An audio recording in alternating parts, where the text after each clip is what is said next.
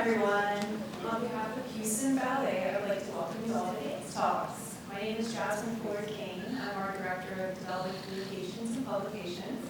Before I introduce our panel tonight, I'd just like to give a friendly reminder to please silence all cell phones and smartwatches. If you need to exit the theater at any time, please use the exits on the left and right just behind the seats. This evening, we'll be taking a closer look at Silas Farley's world premiere, Four Loves.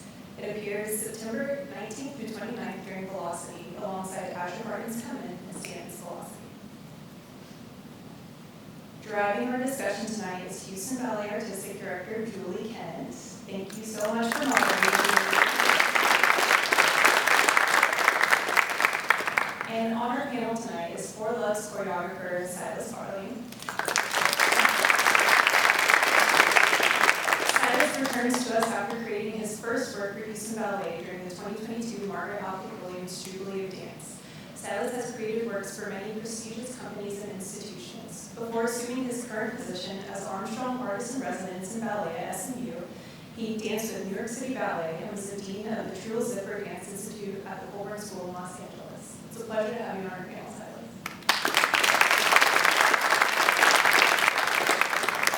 Next, we have Cassia Farley, who is the brilliant costume designer behind Four Loves and wife of Silas.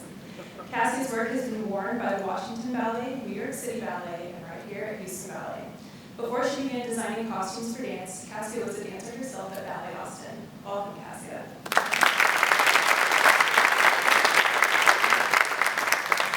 And finally, we also have principal dancer Jessica Collado and First Soloist Julian Lacey.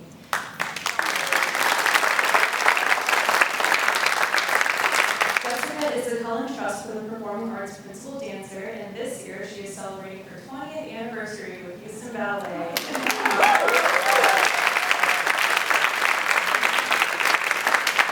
And Julian is making his Dance Talks debut. He joined the company this year as First Soloist after a 12-year tenure at Semper Opera Ballet Dresden. Originally from Atlanta, Georgia, Julian trained at the Ballet San Jose School, Teen Dance Company, City Ballet School San Francisco, School of American Ballet, and the Apprentice Program Palooka. Please welcome Jessica and Julian. Thank you all for being here tonight. It's because of your generous support through legacy gifts to our endowment and annual donations that we are able to have special discussions such as this one. Thank you, Julie. Thanks, Jasmine. Good evening, everyone. So nice to see you all, and I'm looking forward to this discussion with our wonderful panel here. Hope you all have enjoyed our performances of Little Mermaid. The conversation with Mr. Neumeier and Karina and Giancarlo last week was enlightening and helped give you some insight and perspective into his world. And hope for the same this evening, that you get to know our artists maybe that you have admired for 20 years, like Jessica, or brand new artists that accompany Julian, and then of course Silas and Cassia, who have created our latest addition to our repertoire in Four Loves. So we're just going to start with, before you created your first piece here at Houston Ballet was the Rococo Variations, Opus 33. So can you tell us a little bit about that piece? As you can see here, sort of a love letter to classical ballet. Beautiful tutus, as I recall, right? And just, again, sort of the music and the movement in complete harmony, really almost guiding each step forward. So tell us, that's my insight, tell us from your point of view of what, how the creative process for the work and sort of your intention. Absolutely, thank you so much, Julie. It's a joy to be here with you all. Thank you for welcoming us so warmly. Stanton asked me to make a piece for the Jubilee, and so we knew it would be a one-off gala type event. And Cassia and I had gone to the Hollywood Bowl, because we were living in LA at the time, to hear an all-Tchaikovsky program. And they played the Rococo Variations for cello and orchestra.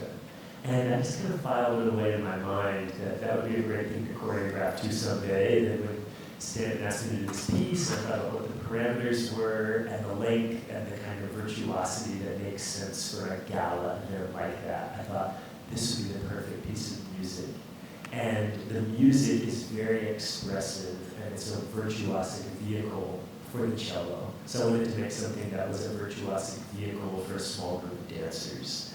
And I had been watching the company, and I had seen the company when Houston Ballet came to City Center a few years ago, and so I had known about a few of the dancers, and I really wanted to work with Rococo, Karina, Harper, and Aszure.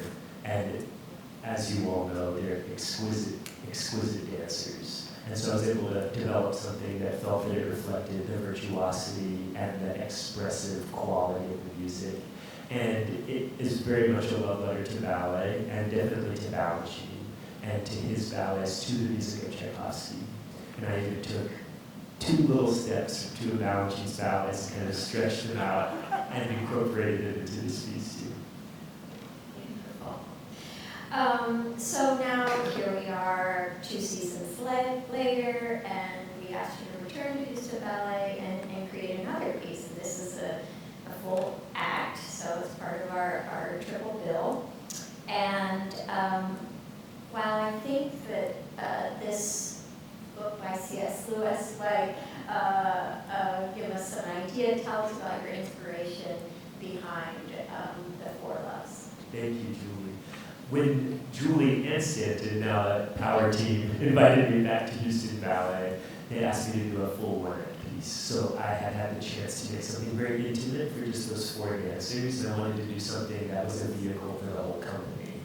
And to work with your music, I can talk more about that later, but I thought, what would be a unifying theme that could then also be developed as a new musical score that could provide the architecture for a full company ballet?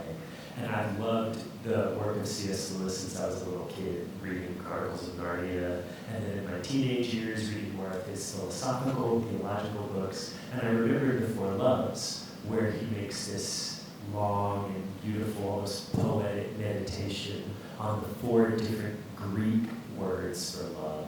Because in English, we say, I love my wife, and we say, I love pizza. But clearly we mean different things, but we use the same word.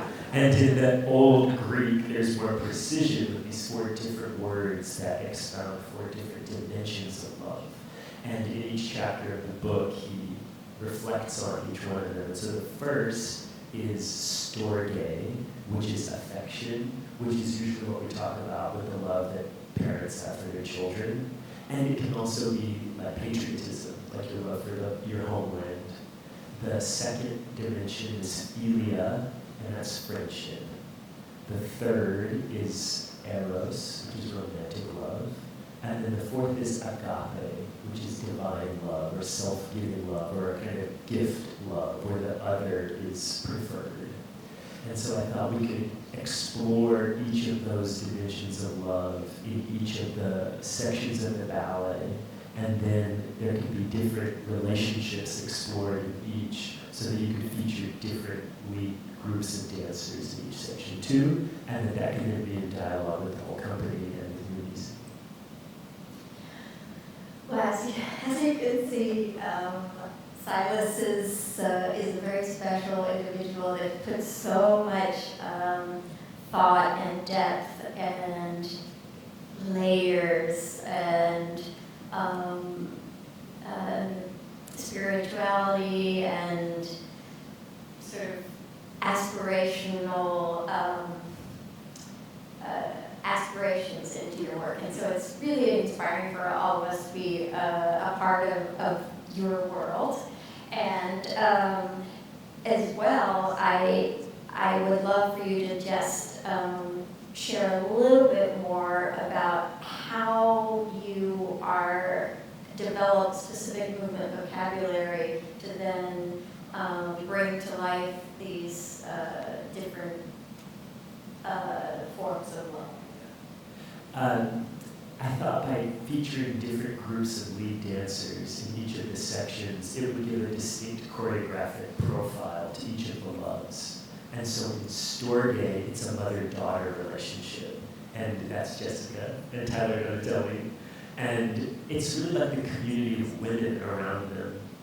Then in the second movement, in Philia, it zeroes in on a friendship between two men, and that's Eric Best and Aszure Muhammad. And then basically all the men of the cast, it's like a community of men. And then in the third section, in Eros, it begins with a long solo for Becky and Sisk, and then it comes into a solo for Chase O'Connell, and then they dance a very long and very slowly unfolding duet that has commentary from the ensemble. And then in the last movement, in Agape, it's anchored with a men's trio. And I can camp out on that for forever. But in the conception that C.S. Lewis is exploring, and it very much relates to my own faith, there's the concept of the Trinity. So you have the Father and the Son and the Spirit. And there's a theologian that I love, and he also talks about that relationship as being like the lover, the beloved, and the dynamic of the love between them. And so that's very much embodied in the relationship of these three male dancers. And then they dance in dialogue with the whole rest of the cast. And it's interesting you talk about how could we show the loves in the movement, because so much about love is willing the good of the other and preferring the other. And there's so much baked into the very movement language of ballet and the way that it's taught and the way that it's passed down, where you embody that. The teacher takes his or her knowledge and pours it out to the student, and then the student receives it and then pours it out to the next student. And then we offer the hand and we take the hand and we bow to one another. And inside of the movement itself, there's that kind of preference for the other. And you go through rehearsals and you do spacing, you share the space with other people. And so I think even in the kind of in the nitty-gritty of ballet itself, there's some of that. And I always build my ballets out of that ballet vocabulary because I felt helped along with that. And then just exploring those particular relationships, the mother-daughter, the sense of closeness and intimacy, like a familial love. And then C.S. Lewis talks about the friendship as beginning with the moment where you say, you too? Like you're sitting and you're talking about something and you meet someone and the other person goes, you too? Like you love that also? There's that kind of energetic dynamism about that. So we played with that in that section. And then in the Eros, it definitely unfolds on the lines of a traditional classical ballet with a big pas de deux for a male and female dancer. But it begins in this ballet where you see the solos first and then they braid together and so on and so forth with Agape. But it was a fun challenge to build the choreographic language for each movement, but it felt pretty organic because there were those distinct groupings to anchor each of those four explorations. Beautiful. Silas is, a devotee to dance, but among your most favorite choreographers is also John Neumeier. And so if John was here, obviously you will all be well saw him. But tell us about how his work has also inspired you, and his actual work and him. This is a very deep question because I first encountered John's work when I was a very young student growing up in North Carolina. And I had two teachers, Catherine Moriarty and Mark Diamond, who had danced for John in the Hamburg Ballet in the early 1980s, when he very first choreographed the full St. Matthew Passion of Bach. And they danced it in the St. Michael's Church in Hamburg, and it became one of the iconic works of that whole company's evolution. So I heard the stories about him and his ballets through them. And then as I started to study his works more and more, he became like a real lodestar for me because he's such a historian of dance. And he's someone who is not only not afraid to put his spiritual life into his choreography, but he does it very effortlessly.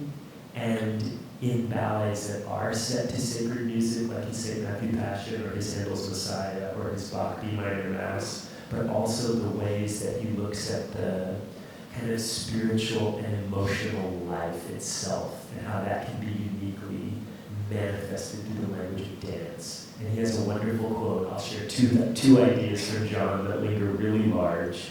He won the Kyoto Prize from the Inamori Foundation in Japan and gave this extraordinary lecture called Moving People, Dance as the Living Shape of Emotion. And those two ideas for John are so good. He believes that dance is the living shape of emotion. And he also teases out the insight that you as the audience and we as the performers have the same instrument. He says it's like a cello playing for an audience of cellos. And so your bodies resonate with what you see. I and the other dancers, we've spent our lives cultivating that instrument in a particular way, but yet we have a visceral connection in the act of performance. And you might look at the stage and say something like, ouch, that looks like it hurts. Or you might say something like, what would it feel like if someone held me like that? And so there's a very intimate exchange between the dancer and the audience that John articulates so beautifully and that he unfolds so beautifully in his ballets. And my family, I just turned 30, and my family flew me to Hamburg this summer to be there for the whole last week of John's directorship.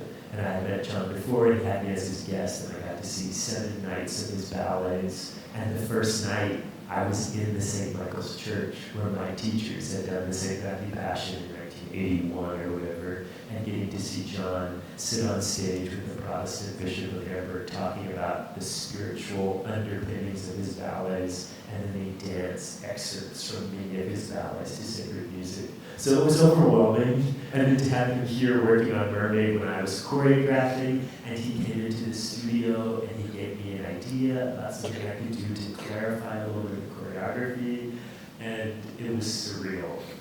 And thank you, Julie, for making that possible. It was meant to be. I definitely believe in that. So we're going to shift to Jessica and Julian to get a little bit of their perspective. As many of you know, Jessica's this is her 20th anniversary. So we're so proud to celebrate you and your work and contributions to Houston Ballet and the city of Houston. And also you are playing is it the Sorge? The Sorge, yeah. And you just had a daughter. And so you have Jessica and I are both dancing moms. We have 2 children, boy then girl. Hers are about 4 years apart, mine are 5 years apart. So I know we have that in common. And then Julian, I'm so pleased to introduce you all to. He and Silas were classmates at School of American Ballet. So that just shows you what a small world this is. And when I saw Julian in his first week here, I said, oh, did you see Silas? He's exactly the same as he was, just grown up now. But, yeah. So, and Julian was, as Jasmine mentioned, he was a principal dancer at the Dresden Semper Opera Ballet in Dresden, Germany. You might have heard me talking about some of my European adventures over the past year, and Julian was one of the wonderful assets that I brought home with us to Houston, and we're just thrilled to have him as a part of our company. So I'd love to hear your perspectives, Jessica, as an experienced dancer in the company, what it's been like to work on this piece, and Julian, sort of not only what it's been like to work with your former classmate and this new creation, but just in general, a little bit of focus on the whole evening, because you both, Julian's dancing all 3 pieces, so Aszure Barton's come in, and Stanton's Velocity, and Jessica has danced Velocity in previous seasons, but is just focusing on the Sorge role in Silas's. So I just love to hear a little bit of insight from the 2 of you. Sure. The process working with Silas has been absolutely wonderful since the day 1 of rehearsal. He just comes into the studio with so much passion, and he shows the movement with such detail that it's inspiring to watch. He kind of has, would come in and teach us these phrases, and I think they were phrases that he would pull on and were kind of curated for each of these little movements. And we would work on them at the beginning of rehearsal, and it was like a warm-up for your body and a warm-up for your mind, and it got us back into your vocabulary, and I loved it. But the role that I am playing in Story Day is this mother-daughter relationship. And I think Silas uses the story as inspiration, but I wouldn't say that it's a complete story for that movement. It's more abstract. But yes, and especially now as a mom, it starts as this, this very intimate, personal experience with the daughter, right? I help hold her up, I help facilitate her movement, and then it becomes a period of sending her out into the world. And she has her, her triumphs, and she has her falls, and she gets back on her feet, and she tries again, and then the movement kind of makes a full circle, and she helps hold the mother up, which is a beautiful thing. So yeah, it's a very sweet dance. There is a very female power to it, I think, this sense of community amongst the girls. So yeah, that's the movement that I For me, as Julie said, I just arrived here, and within my first week and a half, I got to already start a brand new creation with the company, which for me was quite surreal. Also, after signing my contract last season, learning that Silas was going to be here to create a new piece was also quite interesting. I also agree with Julie that everything happens for a reason. And it's been really enjoyable and really nice to reconnect first off with Silas. It's been, 12 years since we had seen each other. And, but yeah, it's been really amazing to work with him, and I feel really honored to have the role that I have in his piece. My role is the son, or the beloved, and I have a part in the brotherhood section, or the friendship section, where Silas has kind of said that I, as well as being the beloved, that I kind of embody the idea of love between two friends. And it's been a really, really lovely experience. Also working with people like Eric and Aszure. It's really pushed me also technically coming here. So then we have this trinity of three men who I have a father who is Giancarlo Perez, as well as the spirit who is Harper Waters. And it's very beautiful experience working with the two of them. They're very different artists, and I think the three of us come together in a really interesting way. And to have this be my second program, and to be dancing all three pieces is first off quite an honor, and then to experience the different styles from Come In, which is much more contemporary or lyrical, and then Stanton's, which is very classical and a bit of partnering and stuff like that, and then to have this, which for me is a lot of solo work and a lot of very classical based work, which is really exciting for me, coming back to America and getting to dance classical ballet. It's been a really incredible experience so far, and I'm really looking forward to the tech rehearsals and stage rehearsals that we have, to see how it comes together on the stage, and obviously for the shows.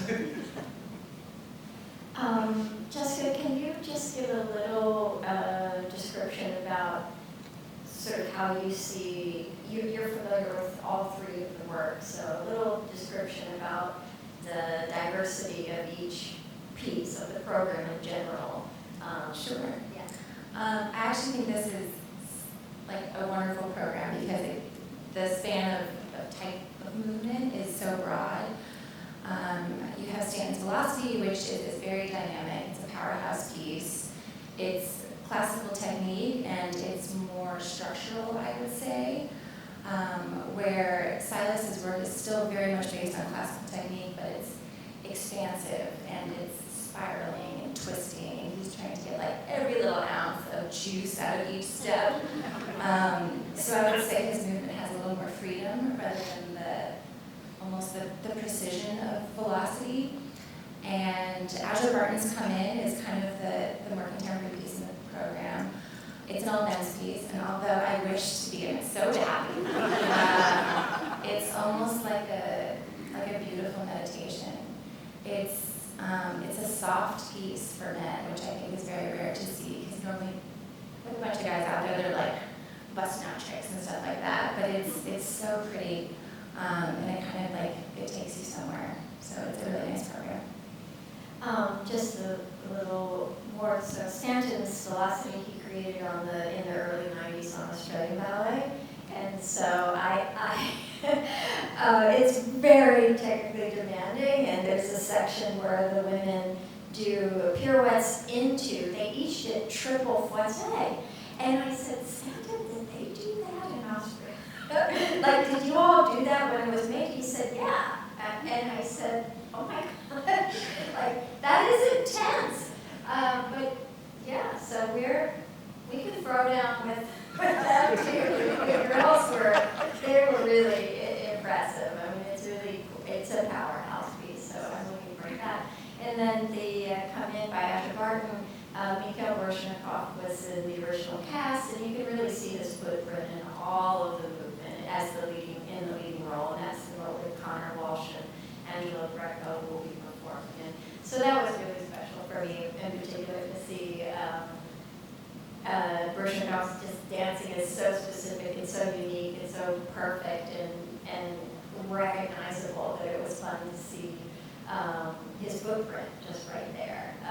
So yeah, and we have a world premiere, so we've got a wonderful, really a wonderful program planned for all of you. So Cassia, let's hear from you. You're a Texan. I know that. You're from just a bit north here, right? And also a former dancer. And I believe you and Silas met at the Summer Intensive in New York City quite a few years ago. And so that's beautiful. And we'd love to hear about the challenge of visually representing all these beautiful ideas and concepts that Silas was describing, and when you initially have a design, does it then evolve or change once you actually see the movement, the number of people, or what gives birth to your ideas?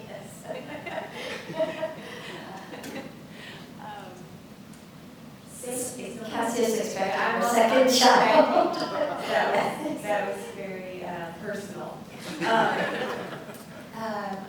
Yes, so coming to these ideas, I wanted to find a way to center and reflect the audience's visual experience.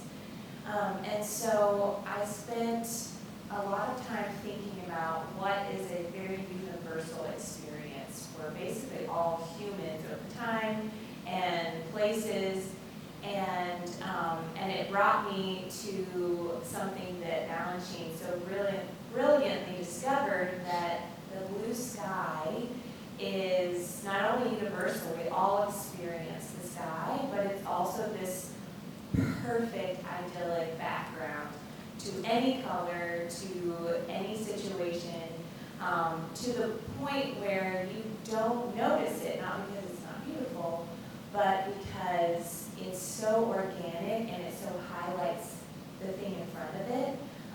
But the thing itself is glorious. We all love the sky, but it is this perfect backdrop to anything. And so I thought about that a good bit, and then usually when we do projects together, the music is one of the first things that comes about, but because this was new music, I couldn't listen to it beforehand, and I often will listen to Silas's music, and colors come to my mind when I hear sound and when I see movement. And so those usually direct my designs first, starting with the color. But this time I really had to think about it more conceptually. But just came to that idea of blue and felt that was so perfect. And then the other part of that, feeling so right, was my core values was, as a designer, really boiled down to that the costume is so organic to the movement and to the bodies on stage that though I hope you enjoy them and that they're beautiful to your eyes, that you also forget about them when you're watching the ballet, that they're not a distraction, that they're not taking the focus, but they are illuminating the ideas and the movement and the dancers. As a dancer myself, I wore a lot of different costumes, and many of them were not comfortable and did not make me feel like dancing the way I wanted to, or they were challenging because they were hot or stiff or any number of things. And so I really want that part to also be an organic experience for the dancers, that they feel comfortable, beautiful, strong, and uplifted to do the movement that they're required to do. And so that idea of blue and just seemed to marry to my core values and then to Silas's ideas, and so I started running with that. And the fun thing was that because these are such big ideas and there's not anything that's anchoring it to a certain time or place, I could really play with the garment's cut and the look of it. And so without going too far-fetched, I love Kariska, a designer from the 50s and 60s, and she did some beautiful dance bodices in her day. And so I drew a lot of ideas from her this time that I haven't been able to do just because of the different projects that we've done. And so that was really lovely. And I actually got to see some costumes at the Met this year that had this very similar cut to them.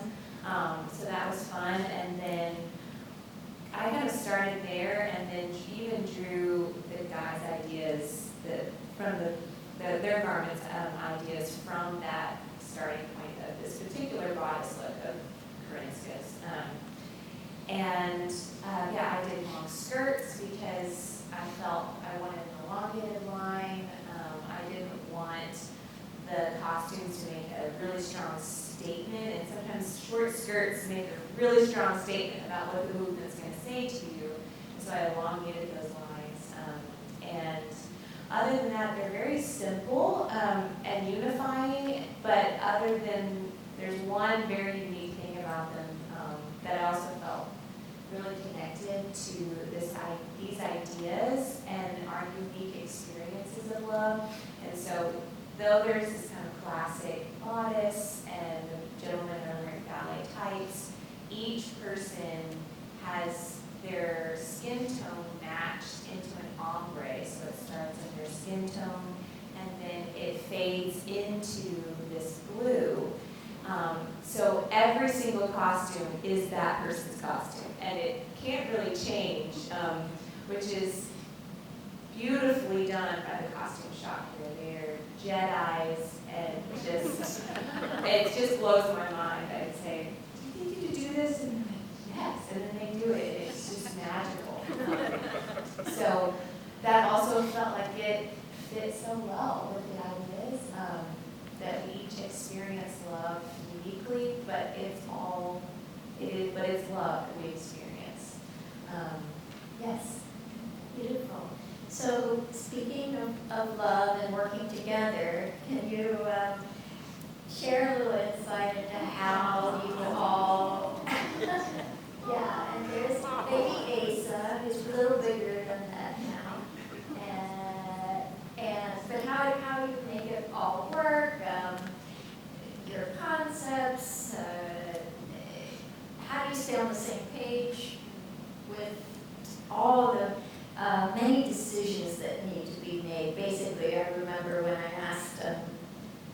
Ratmansky about some advice before I was, my husband and I were creating our own production of The Sleeping Beauty, and he said, well, Julie, you should get the 7/8 notation, and I said, well, I can't read it. He said, Julie, you know the ballet, it's X's and O's, like, it'll be very helpful for you. And then he said, after that, it's just a matter of decisions. You keep what you like, and you take away what you don't. I thought that was very helpful advice, but the reality is there are like millions and millions of decisions that you have to make, whether it's the length of the skirt, the length of the sleeve, is it this step, is it that step, is the music end here? So how do you manage all those decisions and your beautiful life and that's also interwoven professionally and personally? I would say one of the first things that comes to mind as we thought about this were the rewards. Like, it's a great privilege to get to work together on these ideas and to be able to talk about them pretty much at any point. And as one idea sparks another, maybe it's at breakfast, maybe it's in the car, maybe it's on the way to this or that. But to be able to share the different layers of the decision making. We have a very conversational relationship, so we're always talking. And to develop the ideas together, and then to be able to travel as a family and experience these creative processes together, and with our son, and with our next son. It's a real honor. And but then that also requires a lot of logistical planning and tactical, practical mapping things out so that I'm in the studio and Cassie's in the costume shop and Ace comes to one place, the other place. Or it just takes a lot of coordination. Yes, definitely takes a lot of coordination, which moms here, especially, they know, and I think for me too, the inspiration from families who have come before us, like Julie and Victor, have really helped us hone in on how we're going to make this work. How are we going to uphold our family values and hold those as the most important thing, and do this very important and very dear to our hearts artistic endeavor, and the sacrifices and the great rewards that come with that. So we just talk about it a lot, and we look at people that we admire and we see how they did it, and we think, okay, let's try that and implement it into our own lives. And a little bit of that trial and error, as all of us do, as all parents have to do. You don't know what you're doing until you do it. So,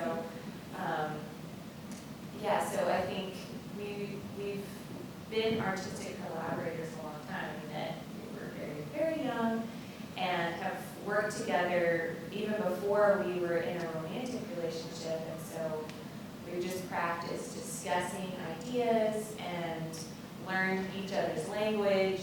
And so we just continue to work on learning to understand our minds so that we're helping each other and now helping our children to come along with us.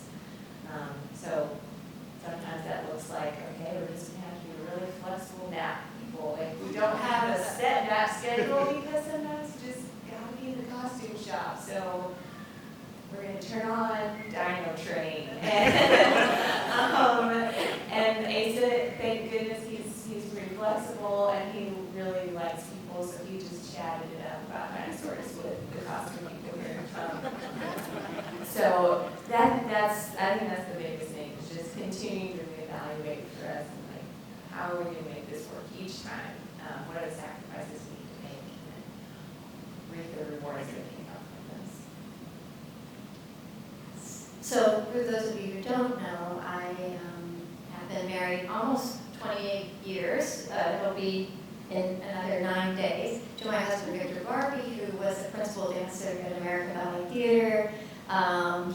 And then went on to be associate artistic director there. So he was 42 years at ABT, and I was there 30 years. And so when you were mentioning about how you have the opportunity to talk about things at random, whether you're driving down the Jersey Turnpike or on the subway or the grocery store or the dining room table. And so, we would just talk about so many of the characters that I was performing, whether it was, Manon or Romeo and Juliet or Lizzie Borden. But you talk about them like friends because we all, just are in the same sort of environment all day long. And so, anyway, it is a privilege to have that common language.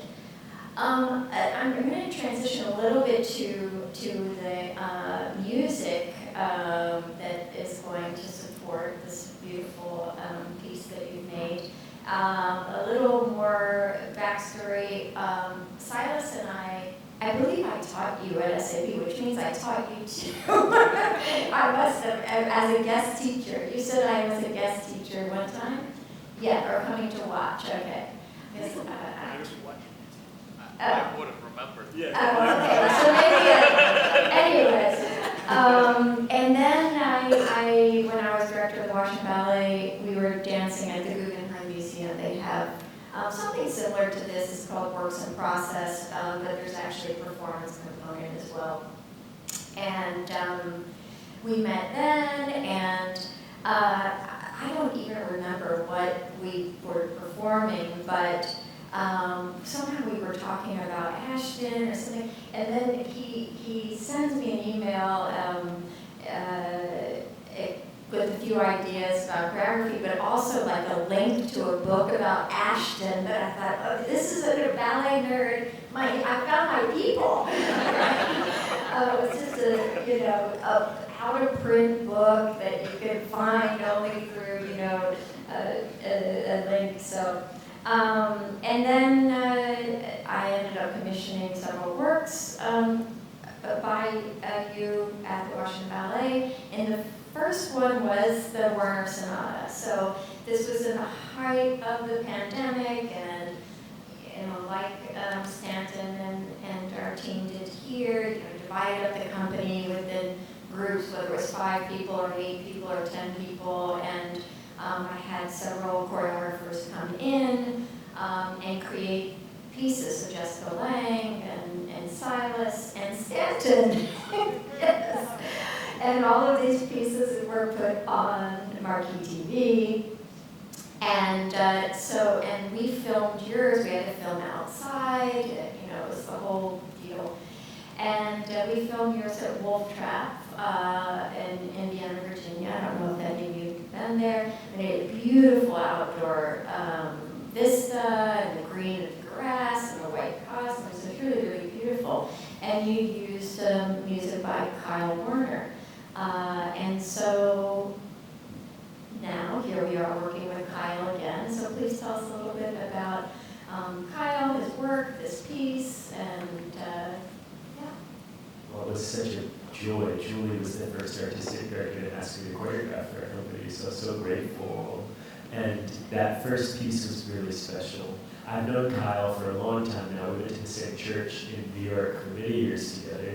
And he is a brilliant composer, but he's also a brilliant music educator. And he runs a music conservatory in New York and teaches at the Manhattan School of Music. And I'm also a ballet teacher, which I feel is really the essence of my vocation. And so we nerded out together so deeply for so long about education, about composition, about choreographic craftsmanship. And it became clear from the very first time we met. It was one of those C.S. Lewis friendships where we sat down at brunch the first time, and it was like, you too? I was like, wait, you want to devote your life to classical art? I want to devote my life to classical art.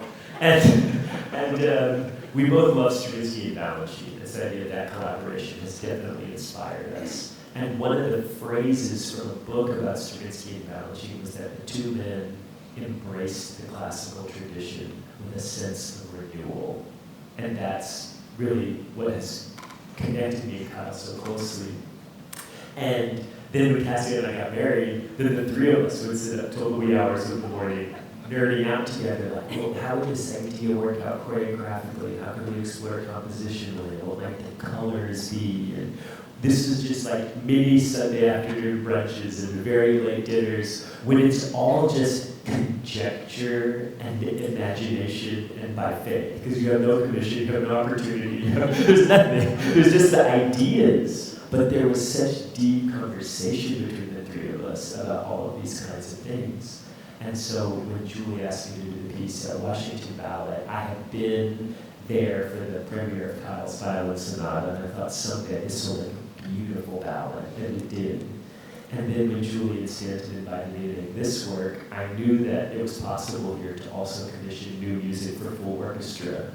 And so I asked from the very beginning if I could also do a brand new score and work with Kyle. And then I had already been ruminating about what we might do, and then I thought that the idea of the Four Loves mapped beautifully into a choreographic and a compositional manifestation. And then as Kyle thought about it, he also felt that it fit perfectly onto the traditional format of a symphony. So he's written this as his symphony number 1, Four Loves. And the first movement, Storge, is in sonata form. The second movement, Filia, is a scherzo. The third movement, Eros, is a very lush, glorious adagio. And then the last movement, Agape, presents a theme danced by the three men that Julian is the center of. And you hear in the music how actually that theme is what has held together all the previous movements of music. And so we've spent the past year developing the ideas, working out the orchestration and the proportions for how it would all fit together. But this piece is very much an overflow of the friendship that we've had with Kyle for so long now. And very excited for you all to hear the music. It's so beautiful. I listen to the electronic renderings just for fun. It's stunning. And everyone's coming for the premiere. Silas is from North Carolina, like my husband. And so his family's coming from North Carolina. Cassia's family's coming from Texas. And Kyle's family's coming. And so, yeah, it'll be an exciting premiere for sure.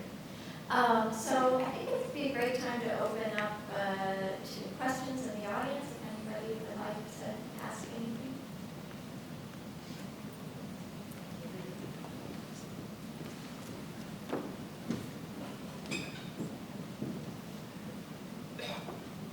So Cassie, I love the idea of hearing music and the colors coming together. But you couldn't do that because the music wasn't written yet. Silas, she's created the costume, she's picked blue. Now you have the music. Poor Lisa has done a lighting design. When you put it on stage, do you get the moment of sensation when you want to change? Because you can't change the costume color, it's fixed. But with this impact of color and music, will you change or could you change the lighting design when you see it on stage because of the music interaction?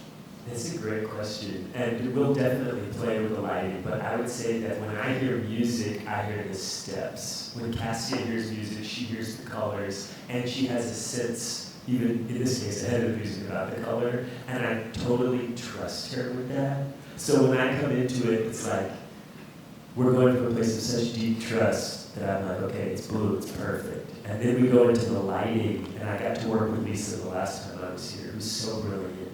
And she was intuiting, like she had mapped out the lighting before I ever talked with her the first time I was here. And it was spot on, no pun intended. and we sat down and started talking about the Four Loves, and Lisa was almost finishing my sentences. She was seeing it before I even made it.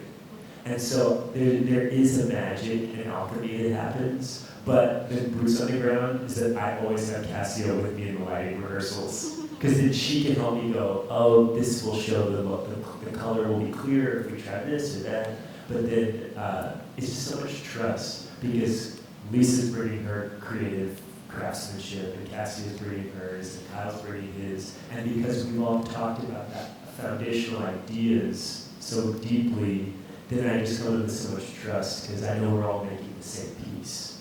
And so, but more specifically to your question, we'll find out tomorrow. We'll find out tomorrow. Our first tech rehearsal tomorrow evening, so we'll get it on stage and see, put it all together.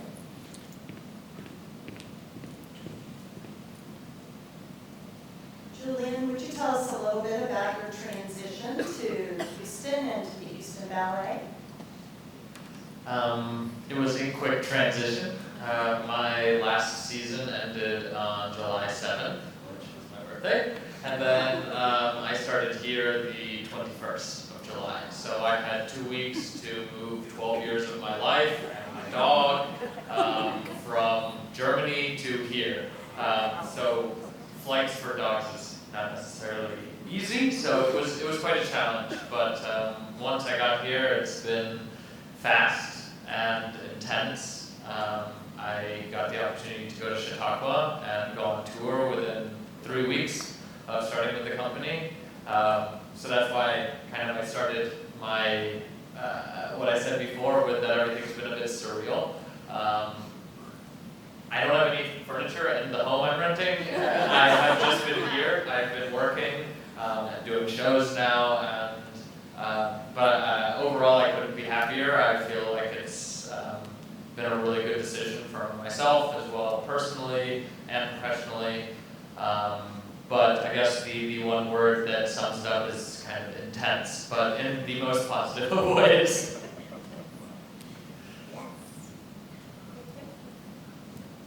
This is a question for Silas and Jessica, and I'm curious, the interaction between choreographer and artist in terms of there is a set, so to speak, choreography, but an individual interpretation by the artist. Could you unpack a little of that so we can understand? That's a great question. Because I feel that every choreographer has a different process, and they're all great. I love being a part of new creations because it gives me the chance to try and get inside their head and almost anticipate or help urge them forward. Silas had a great vocabulary, and like I mentioned earlier, he would teach us these base phrases and then kind of pull from them when he was kind of putting the structure of these movements together. But it was a very in-the-moment process, and I think he adapted it to us and to our relationships and to kind of cut the flow of how the piece was going. So I think it was a little bit of both, a little bit of material that he had come up with on his own, a vocabulary, but also a bit of tweaking and manipulating these phrases once they got into the studio on us. And I would say that the Houston Ballet dancers are the most wonderfully reassuring and collaborative artists. As the person at the front of the room making all those different decisions, I felt that they were in movement, finishing my sentences for me, making the ideas even clearer. And as Jessica described, I would come in with some basic points of departure, like a few phrases of movement. But then so much of it was, as Jessica said, in the moment with each of them.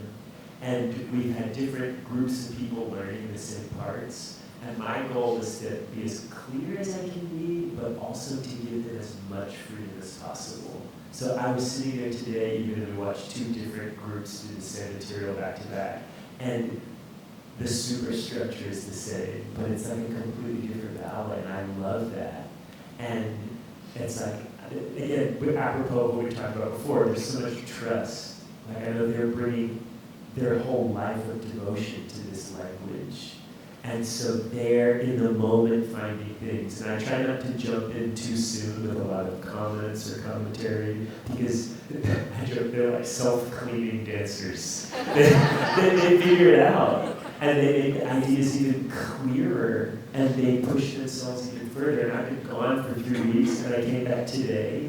And you can see the artistry from the ballet masters, Amy and Stephen, how they've worked with the dancers. You can see the investigation that each group of dancers has done on their own to take the movement deeper. And so it's very much an exchange, because I'm not a choreographer who comes in and has every step mapped out, and then I'm just teaching it to them. And that's a totally beautiful and valid approach. But I feel so safe to be able to come in and make ideas happen in the moment, because I know that they're in lockstep with me, and that we're very much making it together.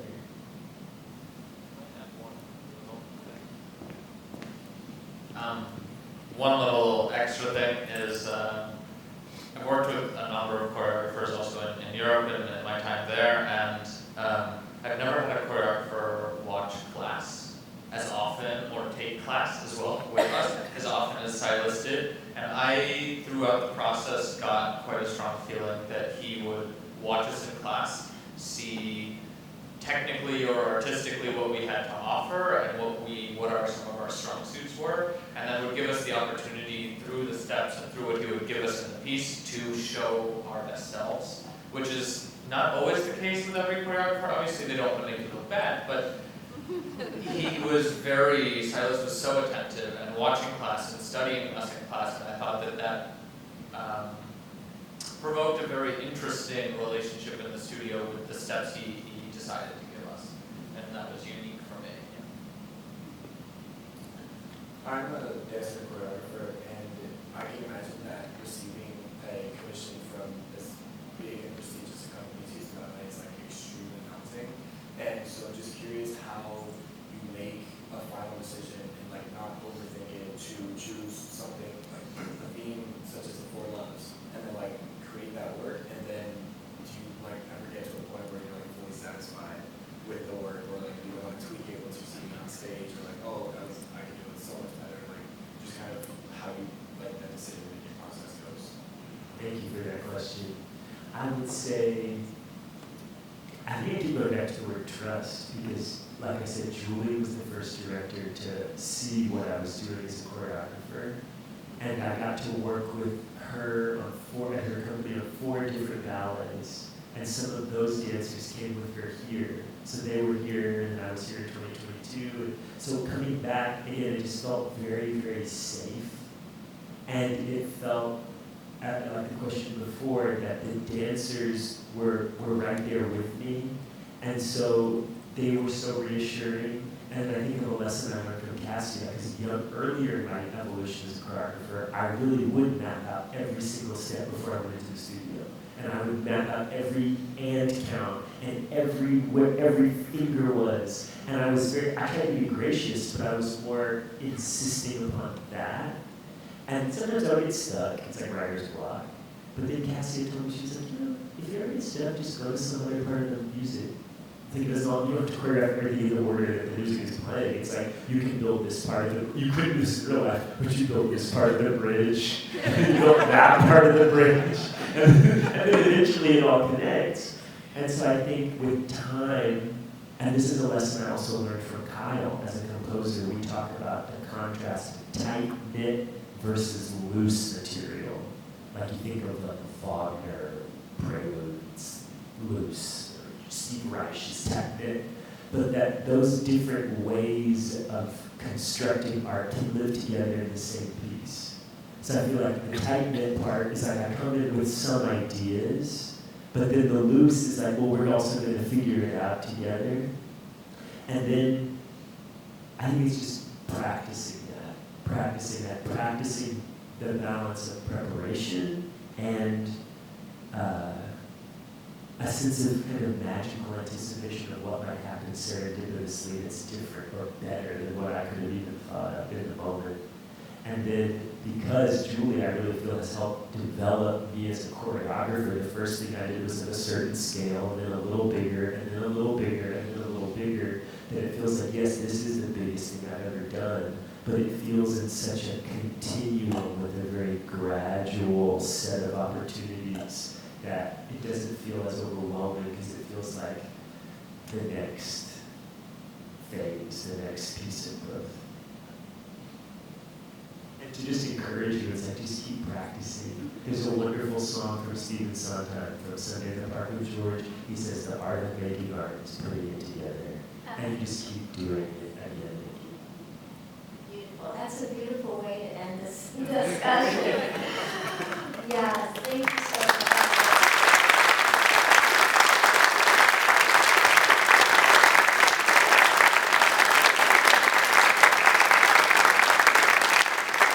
Thank you all for joining us this evening and listening to our beautiful panelists, and I'm looking forward to to now know who Julian is, not just the name of the program, and for you to have the opportunity to celebrate and admire Jessica and another debut, and also to hear a little bit from Cassia and Silas about their latest work for Houston Ballet. So thanks to you all, and I'll see you at